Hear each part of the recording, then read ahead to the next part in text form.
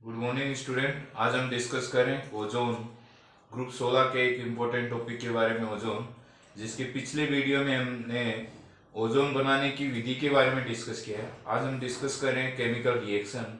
सबसे पहले इसमें देखेंगे कि ओजोन तुरंत नवजात ऑक्सीजन देता है, जिसके कारण ये प्रबल ऑक्सीकारक के रूप में कार्य करता है। तो फर्स्ट अपन बताएंगे कि O3 तुरंत नवजात ऑक्सीजन देता है, जिसके कारण यह प्रबल ऑक्सीकारक है।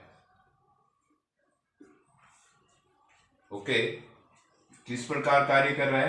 तो O3 है, ये टूटकर ऑक्सीजन और नवजात ऑक्सीजन देता है।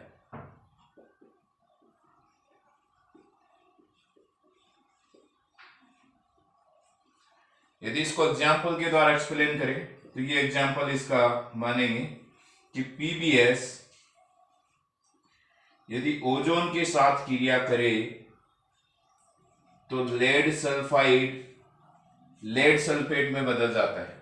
ओके, यदि यहां देखेंगे तो एक ओजोन अणु एक नवजात ऑक्सीजन देता है। यहाँ पे हमने 4 ऑक्सीजन को ऐड किया है, तो यहाँ पे बैलेंस करने के लिए 4 लेंगे और लिखेंगे 4O2। जो दूसरी रिएक्शन हम डिस्कस कर रहे हैं वो इसी में है कि I-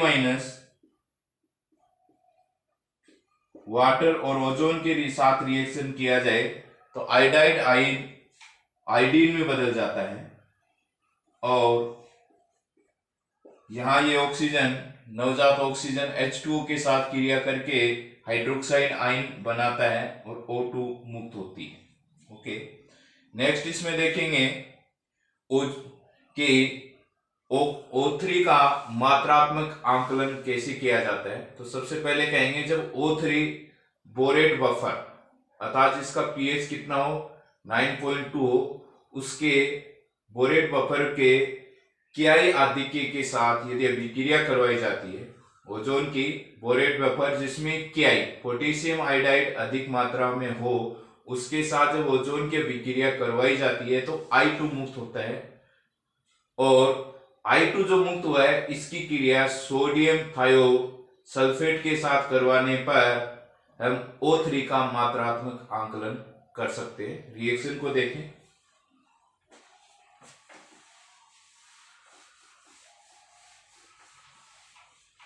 तो थ्योरी लिखेंगे नंबर 2। जब O3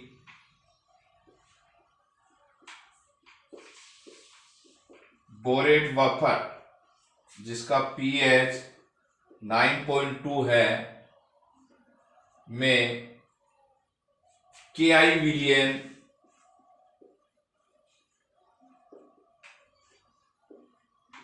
आधिक्य से क्रिया करती है तो I2 मुक्त होती है, आयोडीन मुक्त होती है, जिसका मानक सोडियम थायोसल्फेट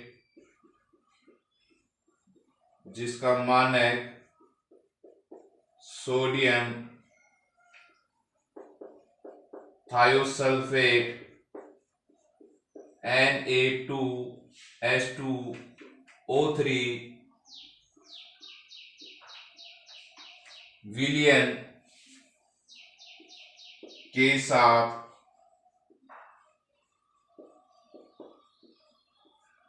अनुमापन किया जाता है या किया जा सकता है। इस अनुमापन के आधार पर O3 का मात्रात्मक आंकलन किया जा सकता है। इस विधि से O3 का मात्रात्मक आंकलन किया जा सकता है। अब डिस्कस कर रहे हैं हम एक कि ओजोन परत को खतरा किससे हो सकता है। तो अपना हेडिंग होगा ओजोन परत को खतरा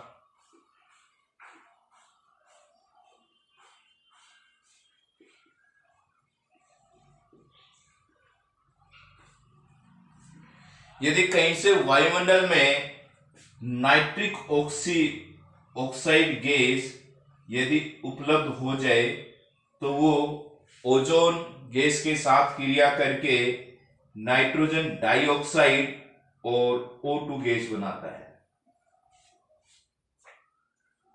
तो आप ये कह सकते हैं कि NO3 के साथ तीव्रता से संयुक्त होती है। यदि वायुमंडल में कहीं भी नाइट्रिक ऑक्साइड उपलब्ध हो तो वह तुरंत O3 के साथ रिएक्शन करता है।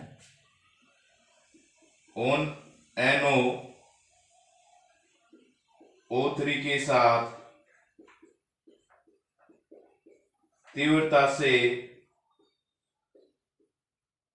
संयुक्त होती है। फर्स्ट हमारे सामने कि NO आया कहां से, तो ऐसा सुपरसोनिक जेट विमानों के निकास तंत्र, अर्थात जब ईंधन का दहन होता है सुपरसोनिक जेट विमान में, उस समय वहां से क्या होती है, NO गैस निकलती है। यह NO गैस ओजोन परत के साथ क्रिया करके ऊपरी वायुमंडल में O3 की सांद्रता में कमी कर रही है। तो लिख सकते हैं थ्योरी, ऐसा सुपरसोनिक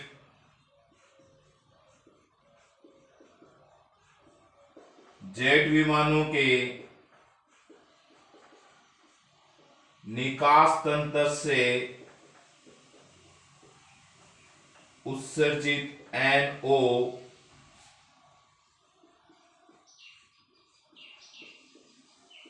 ऊपरी वायुमंडल में O3 की सांद्रता में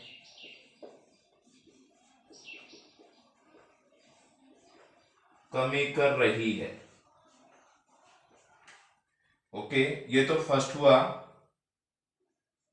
सेकंड केस और देखें, वो क्या है इसका।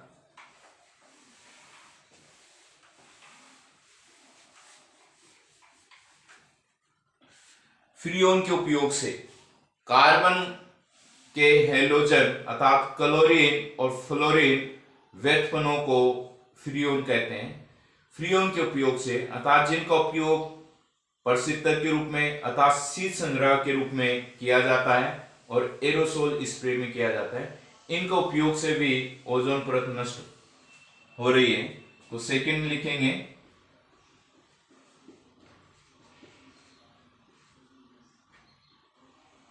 फ्रीऑन के उपयोग से, जिनका उपयोग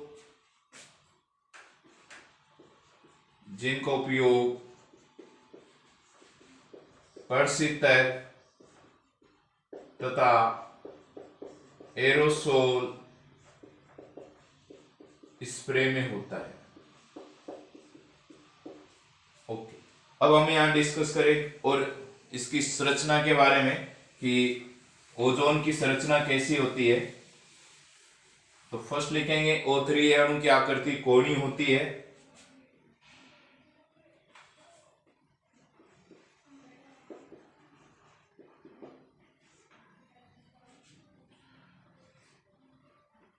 O3 अणु की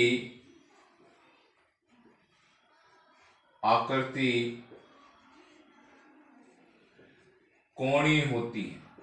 यदि स्ट्रक्चर देखें तो 3 ऑक्सीजन है जो कोणीय आकार में जुड़े हुए हैं। यदि इनके वैलेंस शेल में इलेक्ट्रॉन देखें तो प्रत्येक ऑक्सीजन के वैलेंस शेल में टोटल 6 इलेक्ट्रॉन है। यदि यहाँ पे डबल बॉन्ड की बात करें तो यहां ये और ये कोवेलेंट बॉन्ड बना दे, डबल बॉन्ड। ये दोनों इलेक्ट्रॉन बंद बनाने के लिए सेंटर वाला ऑक्सीजन दे, तो देने पर इस पे चार्ज क्या दिखा सकते हैं, प्लस, और इसने लिया तो चार्ज क्या दिखा सकते हैं, माइनस। बॉन्ड एंगल 117 डिग्री होगा। यदि इसकी रेजोलिटिक स्ट्रक्चर की बात करें तो ये इलेक्ट्रॉन इधर आ जाए ओके, आने पे यहाँ पे इलेक्ट्रॉन कितने हो जाएंगे 6, चार्ज क्या हो जाएगा माइनस, और यहाँ पे क्या हो जाएगा प्लस, ये इलेक्ट्रॉन इधर आ जाए तो ये क्या हो जाएगा डबल बॉन्ड।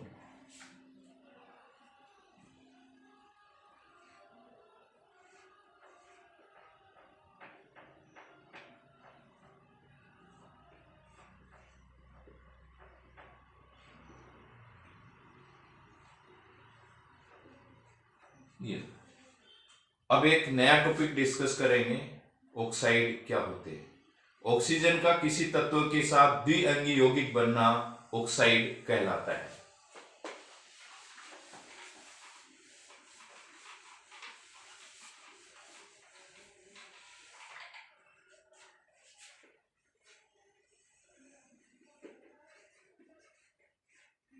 तो थ्योरी होगी ऑक्सीजन का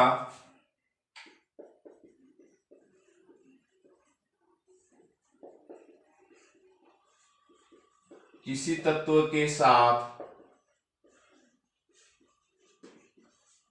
द्विअंगी यौगिक बनना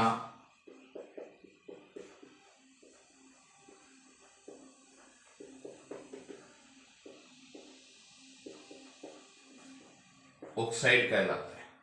अब ऑक्साइड कई प्रकार के दिए गए, तो कह रहा है कि कुछ धातु के ऑक्साइड क्षारीय होते हैं, अधातु के ऑक्साइड अम्लीय होते हैं, कुछ ऑक्साइड अम्लीय और क्षारीय दोनों गुण प्रदर्शित करते हैं, उभयधर्मी होते हैं, और कुछ ऑक्साइड न अम्लीय होते हैं न क्षारीय होते हैं, उदासीन ऑक्साइड कहते हैं। तो ऑक्साइड कितने प्रकार के हो सकते हैं, 4 पैटर्न में डिवाइड किया गया। तो लिख सकते हैं कि धातुओं के ऑक्साइड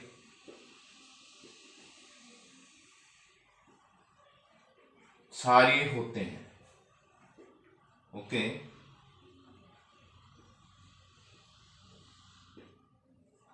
अधातुओं के ऑक्साइड अम्लीय होते हैं, ओके, कुछ ऑक्साइड अम्लीय एवं क्षारीय दोनों गुण प्रदर्शित करते हैं।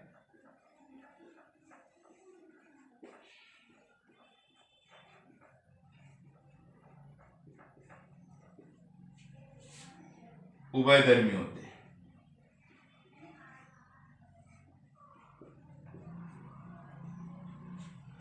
कुछ ऑक्साइड अम्लीय न अम्लीय होते हैं, नहीं क्षारीय होते हैं, उदासीन होते हैं। कुछ ऑक्साइड न तो अम्लीय होते हैं और न ही क्षारीय होते हैं,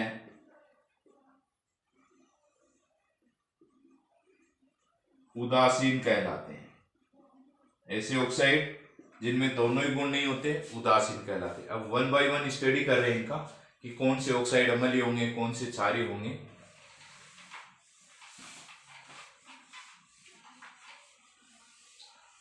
सबसे पहले डिस्कस करें एसिडिक ऑक्साइड।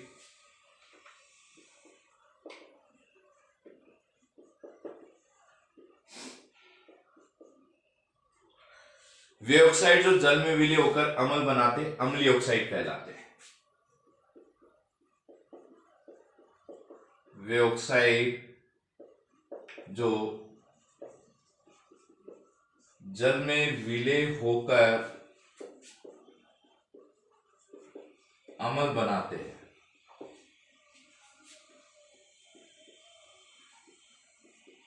अम्लीय ऑक्साइड कहलाते हैं। कौन कौन से होंगे, एग्जाम्पल के लिए CO2, SO2, N2O5, ClO2 अधातुओं के ऑक्साइड। ओके, जैसे यदि CO2 की वाटर के साथ वाटर में विलय हो तो बनेगा H2CO3 कार्बनिक अम्ल, और यदि SO2 वाटर में डिजोल्व हो जाएगा तो बनेगा सल्फ्यूरस अम्ल। N2O5 यदि वाटर में डिजोल्व हो जाए तो नाइट्रिक अम्ल, और यदि क्लोरीन का ऑक्साइड वाटर में डिजोल्व हो जाए तो पर क्लोरिक अम्ल बनेगा। तो ये सभी क्या हो गए, अम्लीय ऑक्साइड हो गए। सेकंड डिस्कस करें क्षारीय ऑक्साइड। इसी में अपन और भी लिख सकते हैं, कुछ धातुओं के ऑक्साइड उच्च ऑक्सीकरण अवस्था में अम्लीय होते हैं।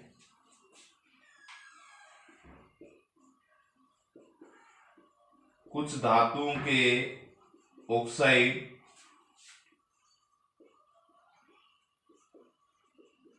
उच्च ऑक्सीकरण अवस्था में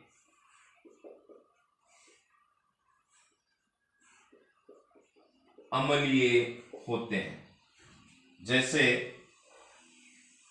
V2O5, Cr2O7, Mn2O7। तो ये देखें अपन, या CrO3 ले लें,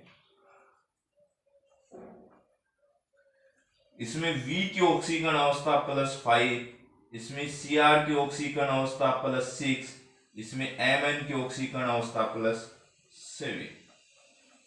तो अधिक ऑक्सीकरण अवस्था में धातुओं के ऑक्साइड अम्लीय होते हैं। नेक्स्ट डिस्कस करें क्षारीय ऑक्साइड।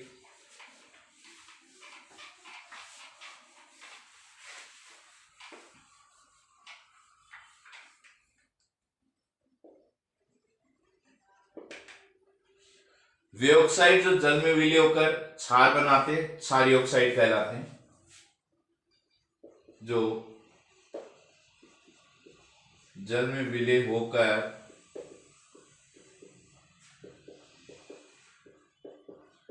क्षार बनाते हैं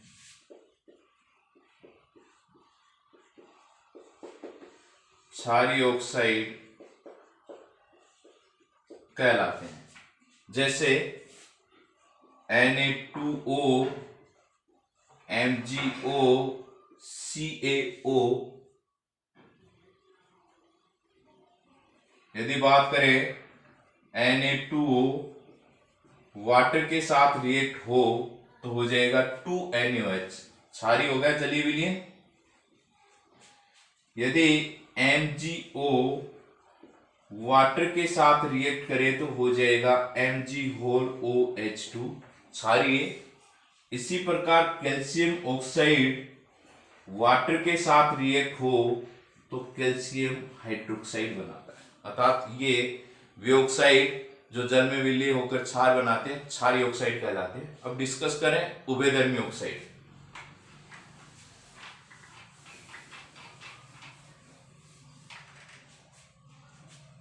थर्ड है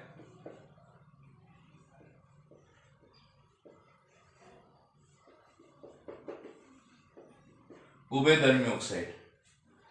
कुछ धात्विक ऑक्साइड अम्लीय और क्षारीय दोनों गुण प्रदर्शित करते हैं, उभयधर्मी ऑक्साइड कहलाते हैं।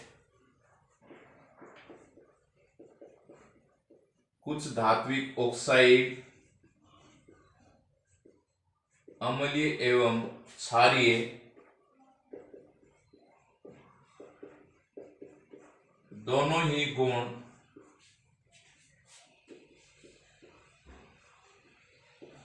प्रदर्शित करते हैं। ओके, एग्जाम्पल के लिए Al2O3, Al2O3 की यदि बात करें तो HCl के साथ जब रिएक्शन हो तो Al2O3 किसके रूप में कार्य करेगा, क्षार के रूप में। और यदि NaOH के साथ रिएक्शन करे तो Al2O3 किसके रूप में कार्य करेगा, अम्ल के रूप में कार्य करेगा। यदि रिएक्शन करवाई जाए तो कॉम्प्लेक्स टाइप रिएक्शन होगी। एक जल के साथ एल्यूमिनियम का कॉम्प्लेक्स बनेगा। ओके, एल्यूमिनियम पे 3 चार्ज है, H2O पे कोई चार्ज नहीं होता। ओके, एल्यूमिनियम के 2 हैं, बैलेंस करेंगे। Cl H2O के देखेंगे 6 और 9 रेशियो होगा तो लिखेंगे 6Cl माइनस। ये हो गया जली एक। इसी प्रकार यदि Al2O3 क्षार के साथ क्रिया करे तो कॉम्प्लेक्स बनेगा 2Na3Al OH6Aq 6,3। ये हो गया। फोर्थ अपने पास था उदासीन oxide.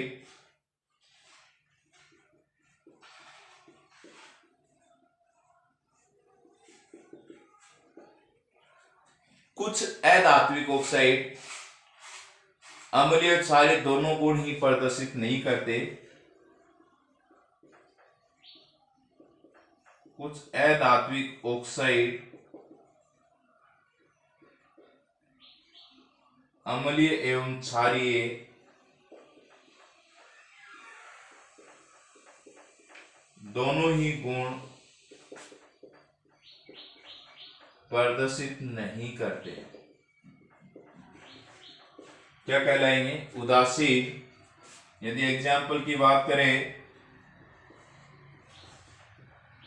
Nitrous oxide, nitric oxide और कार्बन मोनोऑक्साइड। ओके, अब एक नया टॉपिक डिस्कस करने वाले हैं, एलोट्रोफ ऑफ सल्फर। सल्फर के अपर रूप।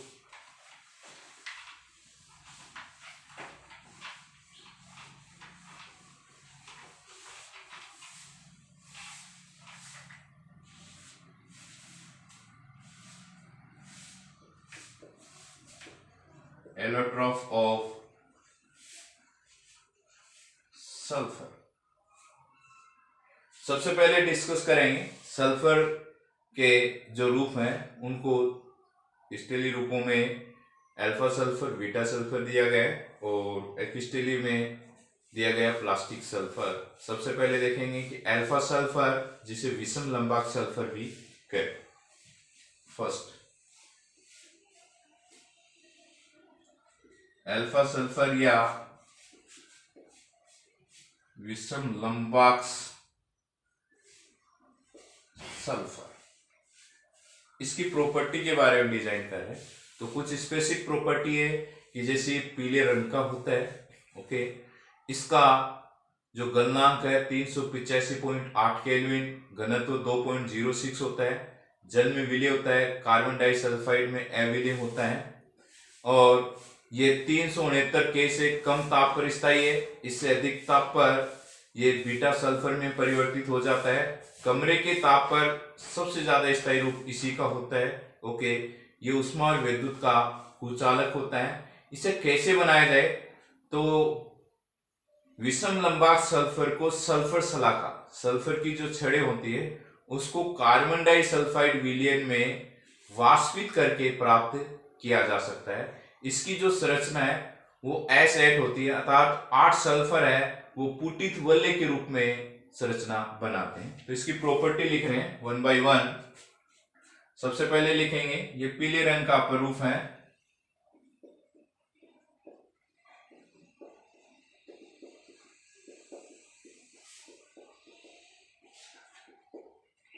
सेकेंड इसका गलनांक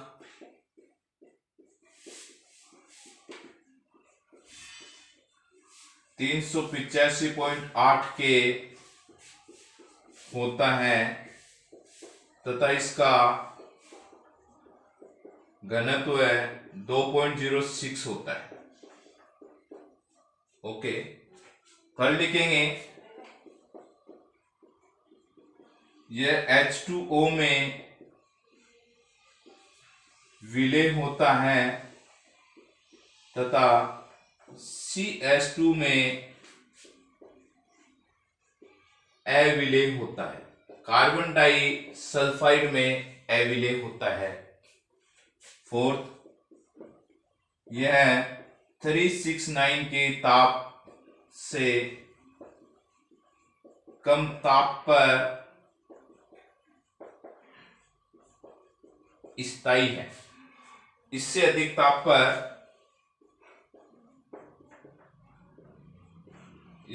ताप पर यह बीटा सल्फर में परिवर्तित हो जाता है। ओके, इससे ज्यादा टेम्परेचर लेंगे तो बीटा सल्फर में परिवर्तित हो जाता है। यह कमरे के ताप पर सल्फर का सर्वाधिक स्थायी रूप है। यह कमरे के ताप पर सल्फर का सर्वाधिक स्थायी रूप है। यह ऊष्मा एवं विद्युत का बहुत कम चालक होता है। यह ऊष्मा एवं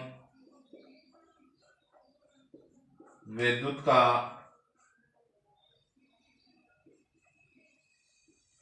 बहुत कम चालक होता है। कैसे बनाया जाए तो कहेंगे विषम लंबाक सल्फर के क्रिस्टल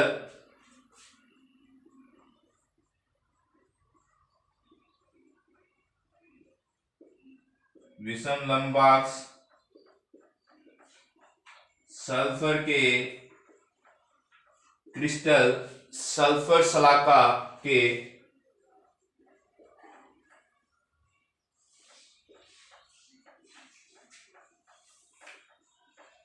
CH2 में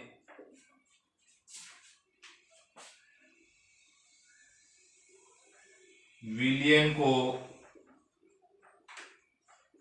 वाष्पित करके प्राप्त किया जाता है, बनाया जाता है। ओके, इसे S8 संरचना द्वारा प्रदर्शित करते हैं। लास्ट पॉइंट, इसे S8 संरचना द्वारा प्रदर्शित करते हैं। ओके, अब यहाँ पे डिस्कस करें और ले रहे बीटा सल्फर या एकंताक सल्फर क्या होता है, इसी के कंपैरिजन में जाएंगे।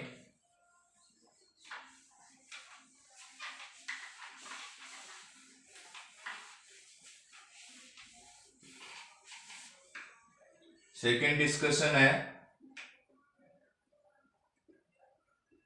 बीटा सल्फर या एकंताक सल्फर। यह सुई के आकार का क्रिस्टल होते हैं। ये सुई के आकार के क्रिस्टल होते हैं। इनका जो गलनांक है वो 393 के होता है। ओके, ये 369 से अधिक ताप पर स्थायी है। इससे कम ताप पर अल्फा सल्फर में परिवर्तित हो जाते हैं। इसको कैसे बनाया जा सकता है तो कह रहा है विषम लंबाक सल्फर को पिघलाकर पपड़ी बनने तक ठंडा करते हैं। ओके, इस पपड़ी में 2 छेद करके बचे हुए द्रव को बाहर निकालेंगे तो सुई के आकार के क्रिस्टल प्राप्त हो जाते हैं। इसकी संरचना भी S8 के समान ही होती है और 369 के ताप पर दोनों रूप पाए जाते हैं। दोनों रूप पाए जाएंगे, अल्फा और बीटा। इस कारण इस ताप को क्या कहेंगे, संक्रमण ताप कहेंगे। थ्योरी देखो, नंबर 1, यह रंगहीन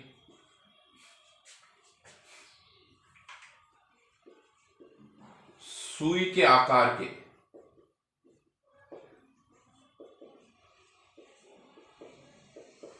क्रिस्टल होते हैं।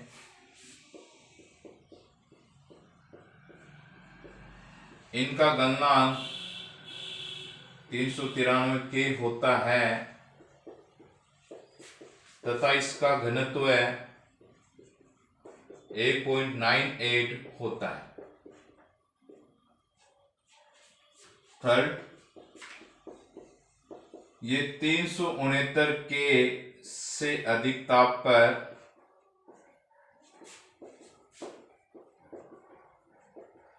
स्थायी है इससे कम ताप पर यह अल्फा सल्फर में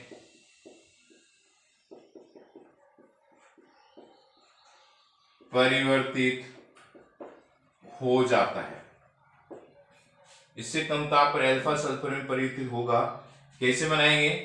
इस अपरूप को बनाने के लिए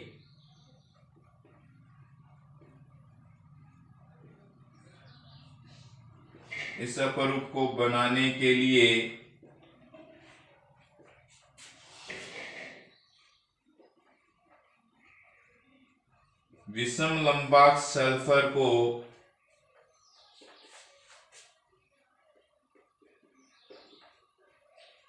एक तस्तरी में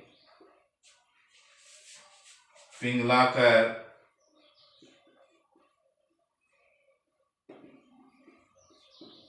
पपड़ी बनने तक ठंडा किया जाता है। इस पपड़ी में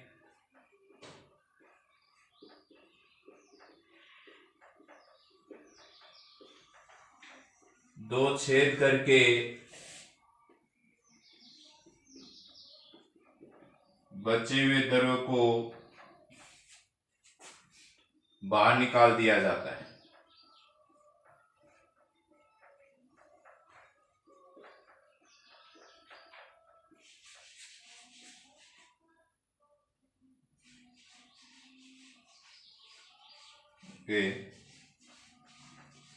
पपड़ी को हटाने पर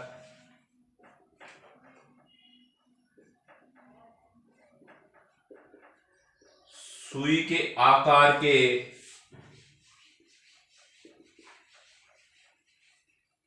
रंगहीन क्रिस्टल प्राप्त होते हैं।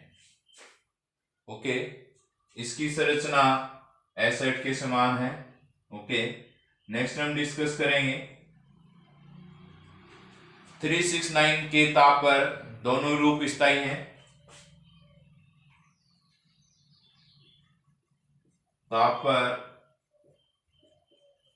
दोनों ही रूप स्थायी हैं। इसे संक्रमण ताप कहते हैं।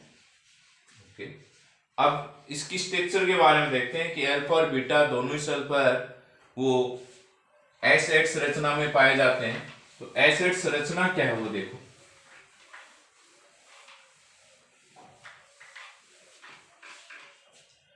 डब्ल्यू टाइप स्ट्रक्चर,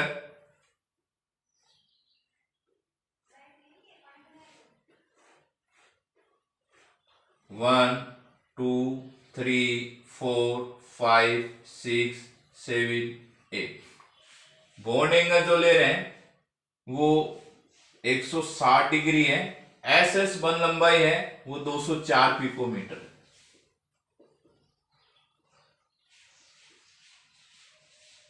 ये एसिड संरचना। नेक्स्ट हम डिस्कस करें प्लास्टिक सल्फर।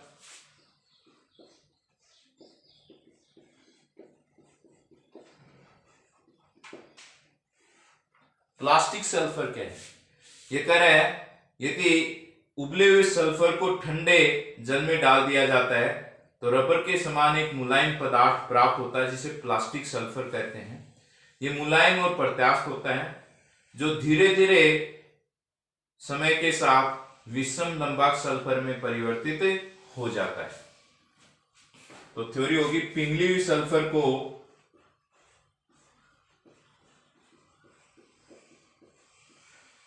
सल्फर को जब ठंडे जल में डाला जाता है तो रबर जैसा मुलायम सल्फर प्राप्त होता है, जिसे प्लास्टिक सल्फर कहते हैं।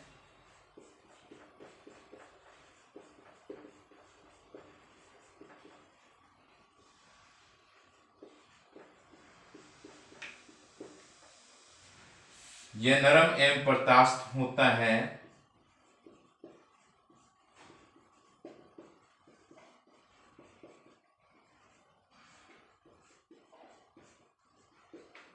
प्रत्यास्थ होता है जो धीरे धीरे हार्ड होकर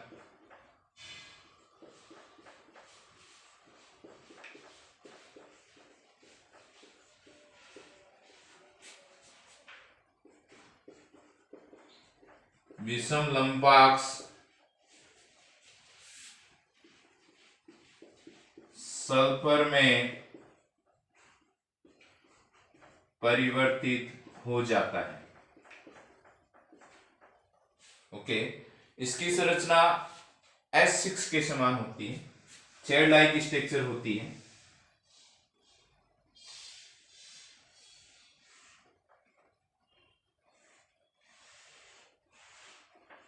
one two three four five six. यहाँ पे जो बॉन्ड एंगल है वो 102 डिग्री है और SS बंध लंबाई है वो लिखेंगे 205 पिकोमीटर। ओके, एक नया टॉपिक डिस्कस करें, सल्फर डाइऑक्साइड, इंपॉर्टेंट टॉपिक है।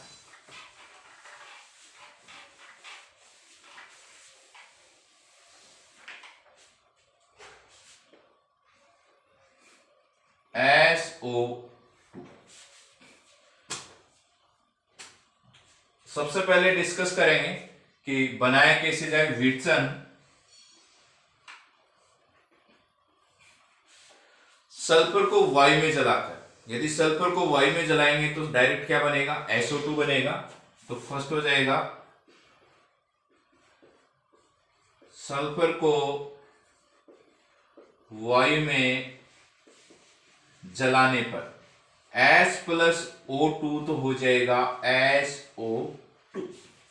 सेकेंड ले रहे हैं प्रयोगशाला विधि।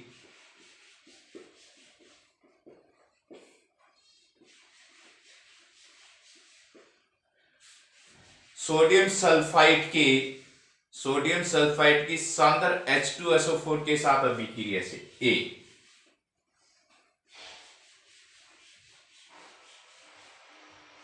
सोडियम सल्फाइड Na2SO3 की सांद्र H2SO4 के साथ अभिक्रिया से तो करो रिएक्शन Na2SO3 H2SO4, तो ये हो जाएगा Na2SO4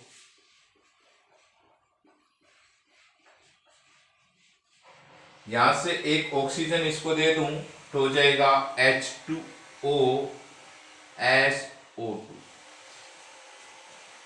बी ले रहे हैं कॉपर चिलन के सांद्र H2SO4 के साथ अभिक्रिया Cu चिलन की सांद्र H2SO4 के साथ अभिक्रिया से, तो हो जाएगा कॉपर की कंस्टेंट H2SO4 के साथ रिएक्शन करवा दें तो हो जाएगा CuSO4 copper sulphate 2H2O plus SO2। Third है औद्योगिक विधि।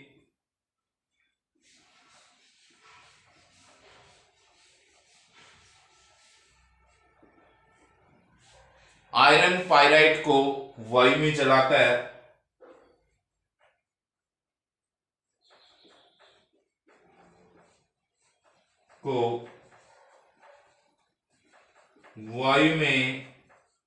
जलाकर तो FeS2 की क्रिया ऑक्सीजन की प्रेजेंस में करवा दें तो iron oxide 2Fe2O3 plus 8 SO2 बनेगा।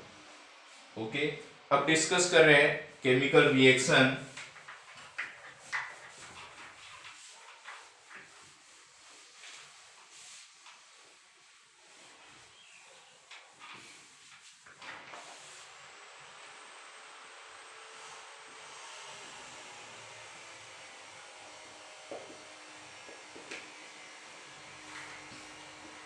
सबसे पहले बताएंगे SO2 जल में विलय होता है। जल में विलय होती है।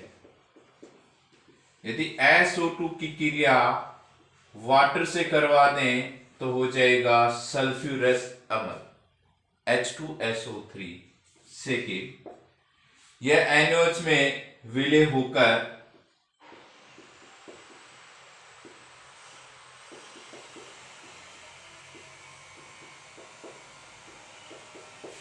Na2SO3 बनाता है।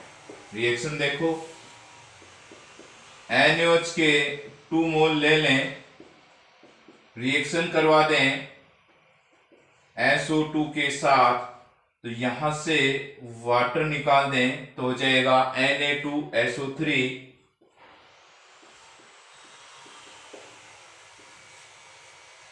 जो SO2 में घुलकर आगे रिएक्शन और करवा दूं, SO2 गैस और पास करवा दूं तो सोडियम हाइड्रोजन सल्फाइड बनाता है। रिएक्शन देखो, Na2SO3 H2O SO2, तो सोडियम के 2 हो गए, 2 हाइड्रोजन हो गए, ये ऑक्सीजन इसको दे दूं SO3, ऑलरेडी से ये भी SO3 तो हो जाएगा 2NaHSO3। थर्ड रिएक्शन डिस्कस कर रहे हैं क्लोरीन के साथ अभिक्रिया।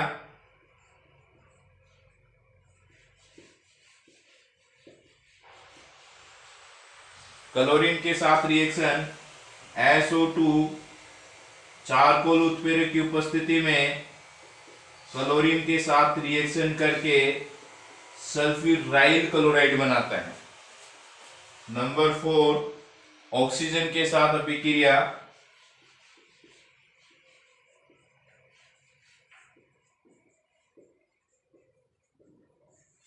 यदि SO2 ऑक्सीजन के साथ वेनेडियम पेंटाऑक्साइड उत्प्रेरक की उपस्थिति में रिएक्शन करे तो बनेगा सल्फर ट्राइऑक्साइड।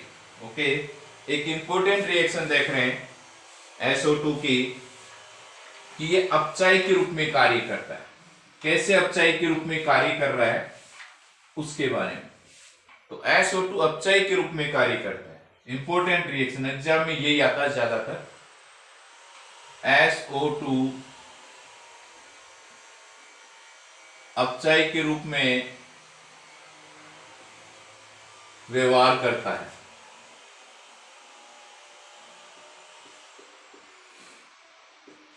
कैसे करता है? तो रिएक्शन के द्वारा यह Fe3+ को Fe2+ में अपचित करता है। पहला एग्जांपल ए, यह Fe3+ को Fe2+ में अपचित करता है। कैसे? तो देखेंगे Fe3+ की क्रिया H2+ SO2 से करवा दूं तो यहाँ पे इसकी ऑक्सीकरण अवस्था S की कितनी है? +4 है, तो ये बदलेगा SO4 2-, जिसमें S की ऑक्सीकरण अवस्था +6 है। ओके, ये कितने इलेक्ट्रॉन डोनेट कर रहा है? 2 इलेक्ट्रॉन। Fe3+ बदलेगा Fe2+ में 2 इलेक्ट्रॉन एक्सेप्ट करे तो Fe की कितने ले लेंगे? 2 ले लेंगे। यहां पे SO4 में 2 ऑक्सीजन ऐड हुए SO2 से, तो वाटर मॉलिक्यूल कितने ले लें? 2, तो हाइड्रोजन कितने हो जाएंगे? 4H+। सेम रिएक्शन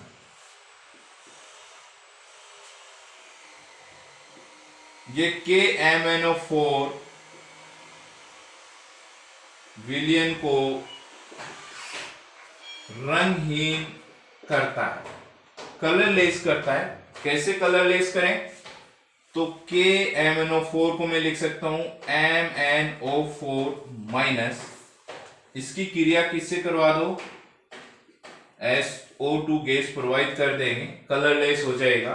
तो यहाँ पे Mn की ऑक्सीकरण अवस्था कितनी है? +7 है। +7 से जा रहा है +2 में, यानी कितने इलेक्ट्रॉन एक्सेप्ट कर रहा है? 5। यदि इसके 2 मॉलिक्यूल ले लेंगे तो टोटल इलेक्ट्रॉन कितने चाहिएंगे? 10 चाहिएंगे।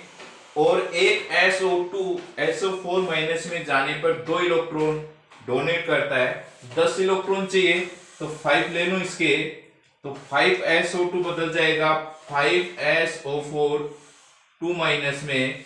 यहाँ पे हाइड्रोजन हो गए टोटल, सॉरी ऑक्सीजन हो गए 20, और यहाँ पे हो गए 10 और 8 18। तो यहाँ पे 2 ले लेंगे तो ऑक्सीजन 20 हो जाएंगे, ये हो जाएगा 4H+।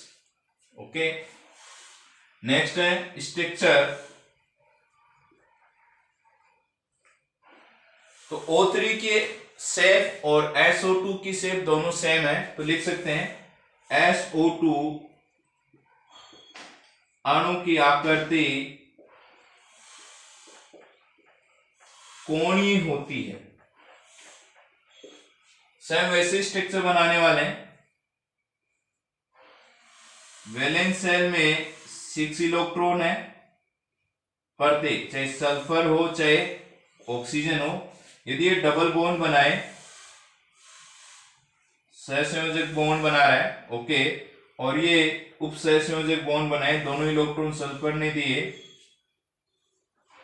कोणीय से। यदि रेजोनेटिक स्ट्रक्चर देखें तो ये इलेक्ट्रॉन इधर आ जाए, तो यहाँ पे क्या दिखा देंगे? डबल बॉन्ड, इलेक्ट्रॉन हो जाएंगे 6 की जगह 4। ये यहां जाए तो इलेक्ट्रॉन हो जाएंगे 4 की जगह 6। ओके, नेक्स्ट क्लासेज में हम सल्फ्यूरिक अम्ल और उसके ऑक्सी अम्ल के बारे में डिस्कस करें। Okay, thank you very much.